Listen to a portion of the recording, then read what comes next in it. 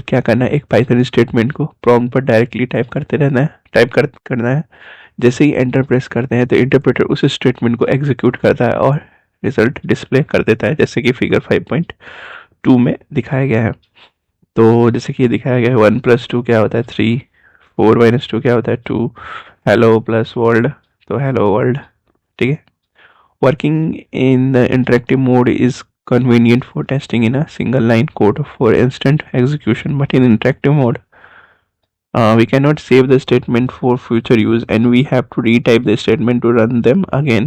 तो interactive mode में क्या होता है ना कि कन्वीनियंट है टेस्टिंग के लिए सिंगल लाइन कोड को और इंस्टेंट एग्जीक्यूशन के लिए, लेकिन इसमें क्या होता है कि हम लोग सेव नहीं कर सकते स्टेटमेंट को फॉर फ्यूचर यूज़ के लिए, तो we have to retype the statement to run them again.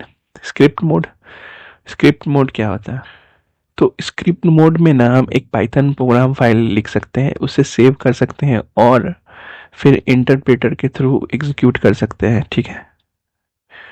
और पाइथन स्क्रिप्ट एक फाइल के फॉर्म में सेव होती है, जैसे कि इसका एक्सटेंशन क्या होता है डॉट और py। ठीक है, डॉट py होता है, ये यहाँ पे लिखा हुआ है डॉट py। एक्सटेंशन क्या होता है डॉट py। और बाय डिफ़ॉल्ट ये स्क्रिप्ट पाइथन इंस्टॉलेशन फोल्डर में सेव होती है। स्क्रिप्ट एग्जीक्यूट करने के दो तरीके होते हैं, स्क्रिप्ट एग्जीक्यूट करने के हमारे पास दो टाइप होते हैं। To execute a script we can either, पहला क्या तरीका होता है टाइप द फाइल नेम, तो type the file name along with the path at the prompt में हम लोग फाइल नेम और पाथ को टाइप कर देंगे। For example if the name of the file is prog5-1.py तो वी टाइप prog5-1.py। ठीक है। We can otherwise open the program directly from ideally as shown in figure 5.3 में दिखाया गया है Python source code file program 5, ये दिखाया गया ना, ये डायरेक्टली इन्होंने खोल दिया है। सेव और preserve future while working in the script mode after saving the file click run module or from the menu as shown in the figure 5.4। तो 5.4 में जैसे कि इसमें दिखाया गया है, अगर इसको रन मॉड्यूल क्लिक करना है तो execution of Python in script using the IDLE को यूज़ करके हम लोगों ने रन मॉड्यूल F5 से भी कर सकते हैं शॉर्टकट की, या फिर ऐसे रन में जाके रन मॉड्यूल करके एग्जीक्यूट कर सकते हैं। The output appears on the shell as shown in figure 5.5। तो आउटपुट क्या अपीयर हो गया, ये आउटपुट आया कि सेव अर्थ और प्रिजर्व फ्यूचर। ठीक है, ये आउटपुट आया। नेक्स्ट क्या है पाइथन कीवर्ड्स। तो कीवर्ड्स आर रिजर्व वर्ड्स, ये रिजर्व वर्ड्स होते हैं, मतलब कि रखे हुए वर्ड्स होते हैं, मतलब पहले से ही प्री डिफाइंड होते हैं। Each word has a specific meaning to the Python interpreter.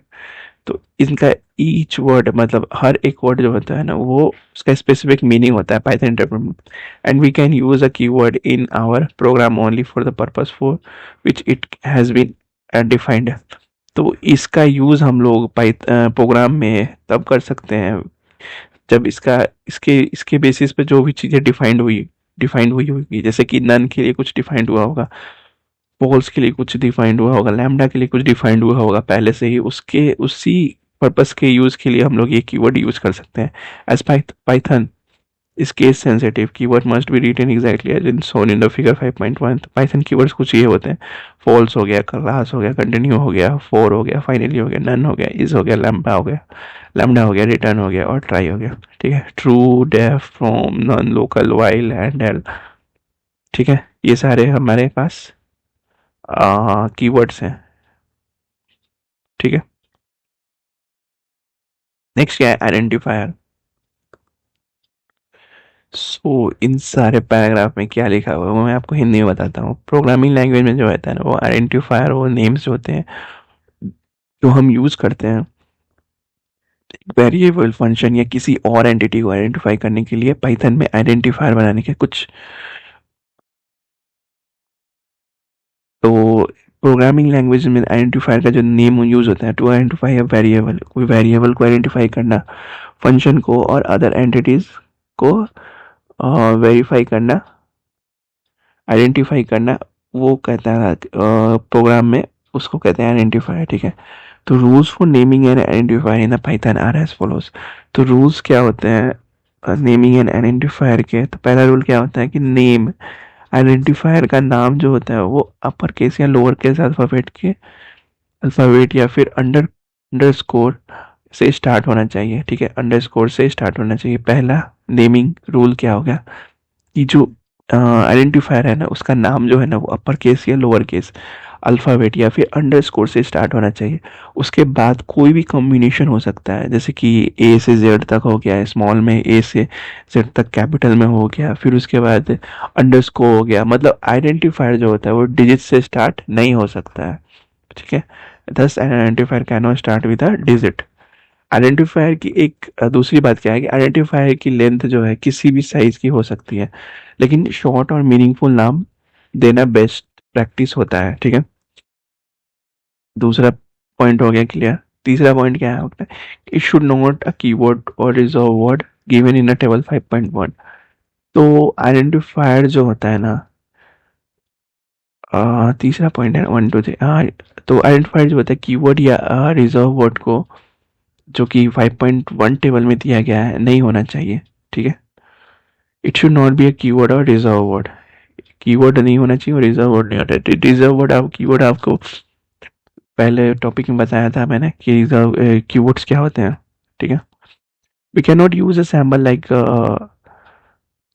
Asterisk, dollar, hash etcetera. ऐसे डॉलर, ऐसे जो सैम्बल्स होते हैं वो हम लोग नहीं यूज कर सकते, आइडेंटिफायर में यूज नहीं किया जा सकता है। फॉर एग्जाम्पल, ये चौथा पॉइंट हो गया ना, चौथा point. For example, to find the average of marks obtained by a student in 3 subjects, we can choose the identifier as a marks 1, marks 2, marks 3 and average rather than A, B और C और A, B, C। जैसे कि average of marks 1, marks 2, marks 3 लिख के divided by 3 लिख दें। Similar to calculate the area of a rectangle, we can use identifier names such as area, length, breadth instead of single alphabets as identifier for clarity and for readability। यानी कि area equals to length into breadth। तो यही है कि marks हम लोग use करते हैं, ऐसे ए बी सी यूज़ करके हम लोग लिख नहीं सकते क्योंकि वो रीडेबल फॉर्म में नहीं होते हैं, ये रीडेबल फॉर्म में होते हैं। नेक्स्ट क्या है? वेरिएबल्स। तो एक वेरिएबल प्रोग्राम में एक यूनिक नेम होता है। ठीक है, जैसे कि आइडेंटिफायर यूनिक नेम होता है कि थ्रू आइडेंटिफाई होता है। ठीक है, एक वेरिएबल जो होता है इन अ प्रोग्राम में, in a program is a uniquely identified by a name identifier. ठीक है, पाइथन में वेरिएबल एक ऑब्जेक्ट को रेफर करता है, मतलब एक आइटम या एलिमेंट जो मेमोरी में स्टोर होता है। ठीक है, ये दूसरी बात बोल रही है कि वेरिएबल जो होता है ना इन पाइथन में refers to an object, an item और element that is stored in memory. ठीक है, वेरिएबल का वैल्यू जो होता है वो कुछ भी हो सकता है, जैसे कि स्ट्रिंग का एग्जांपल, जैसे एक स्ट्रिंग एग्जांपल हुआ है, जैसे कि उसका एग्जांपल क्या हुआ, स्ट्रिंग मतलब या तो बी हो सकता है या ग्लोबल सिटीजन हो सकता है, ऐसे एग्जांपल हो गया। न्यूमेरिक में भी हो सकता है, एग्जांपल 345 और any combination of alpha numeric characters जैसे CD65। In Python we use an assignment statement to create a new variables, assign specific values to them। ठीक है, तो पाइथन में क्या होता है, असाइनमेंट स्टेटमेंट यूज करके हम नए वेरिएबल्स क्रिएट कर सकते हैं और उन्हें स्पेसिफिक वैल्यू से असाइन कर सकते हैं। जैसे कि जेंडर के लिए M, मैसेज के लिए कीप स्माइलिंग, प्राइस के लिए 987.5। ठीक है, तो एक प्रॉब्लम है, write a program to display values of variables in Python. तो to display the value of hash use किया, यानी कि ये जो है वो कमेंट हो जाएगा, ये जो है लाइन हो गया ना, ये कमेंट हो गया लाइन। तो display values of variable message equals to keep smiling, ये मैसेज के लिए display values of variables. Print message, message print हुआ, यूजर नंबर क्या हो गया 101, प्रिंट क्या हो गया user number is user number, तो यूजर नंबर कितना था 101, तो मैसेज क्या प्रिंट हुआ keep smiling user number is 101। देखो, तो इसमें क्या हुआ कि मैं बता देता हूँ, इसमें क्या हुआ, ये जो होता है ना, ये पहला पॉइंट जो हुआ हैश लगा दिया, तो ये हैश लगाया, इसका मतलब कि ये क्या हो गया वेरिएबल, ये मतलब मैसेज हो गया, वो डिस्प्ले कर रहा है सिर्फ, वो एग्जीक्यूट नहीं होगा। लेकिन जब प्रोग्राम जो होगा वो यहाँ से एग्जीक्यूट होगा, यानी कि मैसेज क्या लिखना है कीप स्माइलिंग, प्रिंट का क्या करना है कि मैसेज को प्रिंट करना है, यूजर नंबर क्या है, क्या हम लोग डिफाइन कर दिए 101, तो प्रिंट क्या करेंगे हम लोग,